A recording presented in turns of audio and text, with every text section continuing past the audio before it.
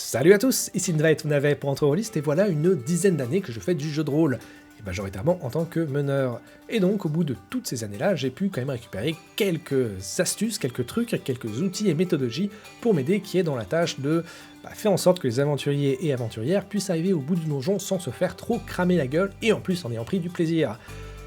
Oui, donc c'est pas forcément toujours facile. Et donc, je me suis dit que je pourrais partager ça avec vous. Donc ces astuces-là ne sont pas exceptionnelles ou nouvelles, c'est des trucs que j'ai pu récupérer à droite à gauche parce que évidemment je ne les ai pas non plus créés, c'est des trucs qui existent depuis le début du jeu de rôle, mais j'aimerais pouvoir vous les partager pour en quelque sorte cristalliser un petit peu ces astuces-là, et surtout, j'aimerais en savoir un peu plus sur vous. Qu'est-ce que vous en pensez de ces astuces que je vais vous donner? Est-ce que c'est quelque chose que vous utilisez? Est-ce que c'est quelque chose que vous utilisez d'une différente manière? Vous n'utilisez pas du tout? Vous avez d'autres idées? Donc j'aimerais bien un peu partager avec la communauté jeu de rôle pour voir ce que vous en pensez. Avant ça, et comme toujours, un grand merci pour vous tous qui nous suivez. La communauté continue toujours de grandir et ça nous fait toujours super plaisir et ça nous motive à fond. Et donc si jamais ce genre de vidéo vous plaît, n'hésitez pas à cliquer sur la cloche, vous abonner et faire tout le reste des trucs de YouTube parce que ça nous aide énormément. Mais cela étant dit, ceci étant fait, place à la vidéo. Être un fan des joueurs, c'est l'astuce qui m'a probablement le plus impacté. C'est quelque chose que j'ai découvert quand je fouillais du côté des PBTA ou des Powered by the Apocalypse, ou encore animés par l'Apocalypse, en bon français. Donc là, ça fait des jeux comme Monster of the Week ou même Dungeon World, qui est presque l'original de ce genre de système. Et donc, c'est de là que vient cette phrase-là, ou en tout cas, qu'elle a été formalisée, puisque c'est quelque chose que je faisais déjà en petite mesure, mais de voir la ligne écrite quelque part dans un livre de règles, ça a permis un petit peu de cristalliser, si on veut, le concept. Alors, je vais vous lire ça. Je vais vous lire la citation directement prise depuis Dungeon World et qui a été traduite par le soin. Pensez à des personnages joueurs comme les protagonistes d'une histoire que vous pouvez voir à la télé. Célébrez leur victoire et pleurez leur défaite. Vous n'êtes pas là pour les emmener dans une direction spécifique, mais juste de participer à leur histoire et ce qu'ils feront ensuite. Qu'est-ce que ça veut dire? Alors, déjà, petit truc intéressant, c'est que j'en parlais avec Mike l'autre jour, et il avait une interprétation de cette même règle-là qui était un poil différente de la mienne. Donc, ce que je vais vous dire ici, encore une fois, pour faire un écho à l'introduction, ce n'est que mon interprétation à moi, donc prenez-la comme vous voulez, modifiez-la, jetez-la aux ordures, c'est ce que je vous donne ici, c'est vraiment juste une base et mon opinion personnelle. Donc, voilà. Donc bref, l'interprétation de cette phrase-là, être un fan, ça veut dire qu'il faut avoir un petit peu cette impatience de voir la suite. D'avoir cette curiosité de voir ce que vos personnages joueurs feront après. Et donc c'est d'avoir un petit peu dans cet état d'esprit, donc c'est vraiment un état d'esprit, c'est pas une méthode très stricte, mais c'est d'avoir cet état d'esprit de quitter le mode adversarial pour se mettre en mode « j'ai tellement envie de voir ce qu'ils vont faire en fait ». Genre balance un challenge à la face, je suis vraiment très curieux de voir ce qu'ils vont faire. Comment est-ce qu'ils vont réussir à faire ceci? Comment est-ce qu'ils vont réussir à affronter cet obstacle, à battre ce personnage-là? Donc c'est d'avoir ce côté impatient, vraiment fan des personnages joueurs. Et c'est quelque chose qui m'a pas mal aidé, puisque, surtout en tant que meneur, tu vas avoir un état, peux assez facilement tomber dans le piège d'avoir ce côté très adversarial, parce qu'après tout, en tant que meneur ou meneuse, tu es là pour amener du challenge, amener des obstacles que les joueurs vont devoir juste battre. Et donc tu peux facilement tomber dans ce piège de l'adversarial, alors que là, en te plaçant du côté fan, tu vas toujours leur mettre des bâtons dans les roues parce que, après tout, qu'est-ce qu'un protagoniste sans qu'il y ait de problème? Un protagoniste sans opposition, c'est pas super intéressant parce que là, évidemment, être fan, ça veut pas, mais alors pas du tout donner tout ce que les joueurs veulent, tout ce que les joueurs et joueuses veulent. Donc, c'est vraiment leur donner les occasions de briller et aussi les occasions de souffrir. Donc, c'est vraiment un changement d'état d'esprit. C'est quelque chose qui est, dans l'idée, c'est pas forcément très facile à faire. Parce qu'il n'y a pas de ligne directrice, il n'y a pas de script de comment faire, mais essayez juste de garder cette petite étincelle dans les yeux quand vous regardez vos joueurs et joueuses faire des trucs à la table. J'ai toujours beaucoup aimé impliquer mes joueurs et joueuses à la création de l'univers, donc ça ne veut pas dire que je les asseyais à la table et leur demandais de me faire une dissertation de 4 pages sur la géopolitique d'une région, ou alors sur un discours biologique sur telle ou telle créature, mais plutôt ça passait par tout simplement des questions. Par exemple, mettons que le groupe de joueurs arrive dans une nouvelle région. Je vais demander, toi là, tu connais une rumeur, tu as entendu une rumeur inquiétante sur cette région, quelle est-elle?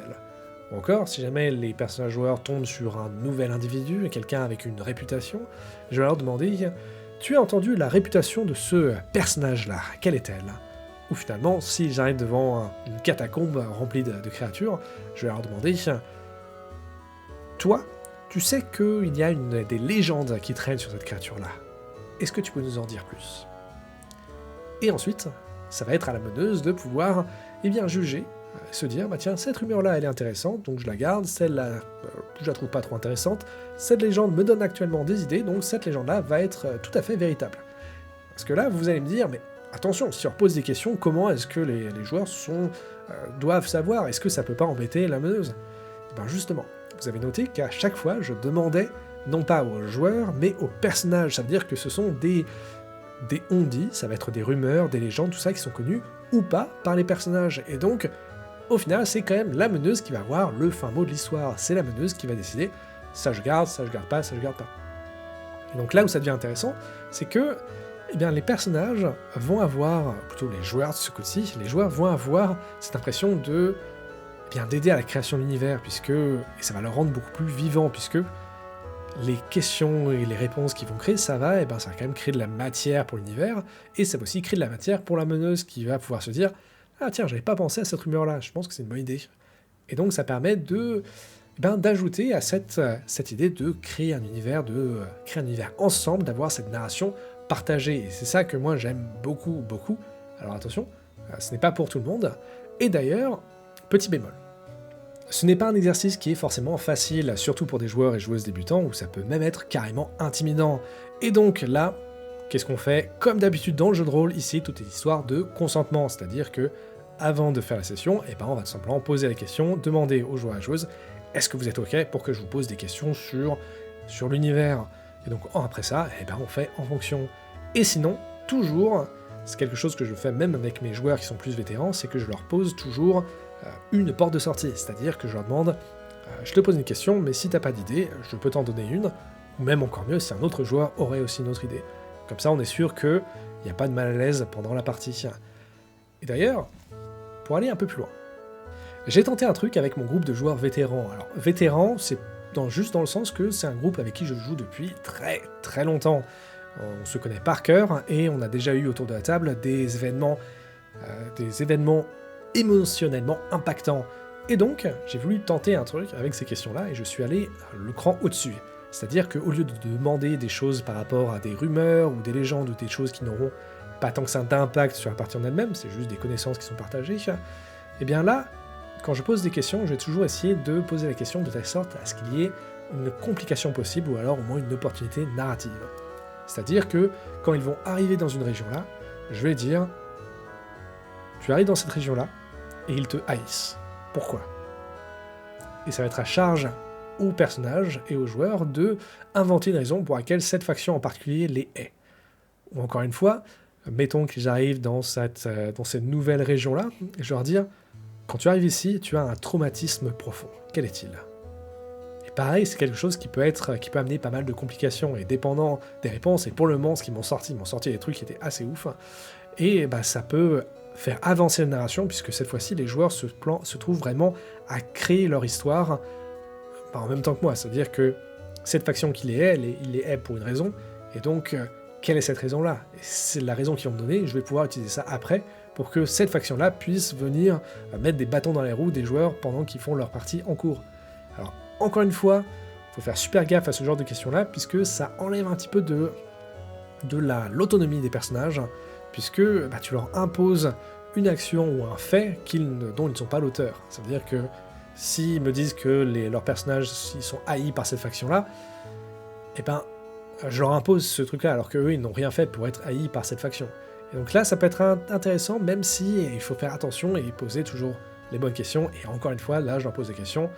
Si jamais ça ne va pas avec toi, ça ne rentre pas dans la narration de ton personnage, je peux retirer ce fait-là. Et donc là encore, je reviens toujours à la même chose, consentement toujours. Mais là, ça peut donner des histoires, de la narration, ça peut faire avancer la narration dans des lieux qui sont assez inattendus. Donc voilà, donc c'est, à la base, comme toujours, c'est juste poser une question, et après c'est de trouver quelle question poser et ajuster le degré de conséquence que la réponse à cette question va être.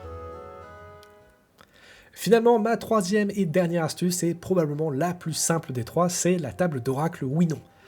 Alors, les oracles, qu'est-ce que c'est? C'est un outil qui est utilisé beaucoup dans les jeux solo, et c'est généralement des tables de mots qui ont un thème particulier et qui peuvent être utilisés. Donc on va lancer un dé sur cette table-là, et piocher des dés qui vont aider à imaginer une situation. Eh bien, la table d'oracle oui-non est encore plus simple, puisqu'il n'y a qu'un seul objectif à cette table-là, c'est de répondre à la question qui pourrait se répondre par oui ou par non. En pratique, qu'est-ce que ça donne? Eh bien, pour l'exemple, on va utiliser le supplément solo de Morkborg, Solitary Defilements, où là, la mécanique de oui-non, on utilise un D4. Donc tu lances un D4, si jamais c'est 1, c'est oui, si jamais c'est 2, c'est oui, mais, si jamais c'est 3, c'est non, mais, et si jamais c'est 4, c'est non. Avec ça, tu peux même lancer avec avantage ou désavantage, si jamais la réponse est probablement oui ou probablement non. Donc, simplissime. Mettons donc que les joueurs se sont éloignés du chemin et sont aventurés un petit peu dans la forêt, un endroit que la meneuse n'avait absolument pas prévu. Et donc elle a ajouté là une ruine, parce qu'elle n'avait pas tant que ça d'autres idées. Et donc elle se demande, mais cette ruine-là, est-ce qu'elle serait occupée par des créatures?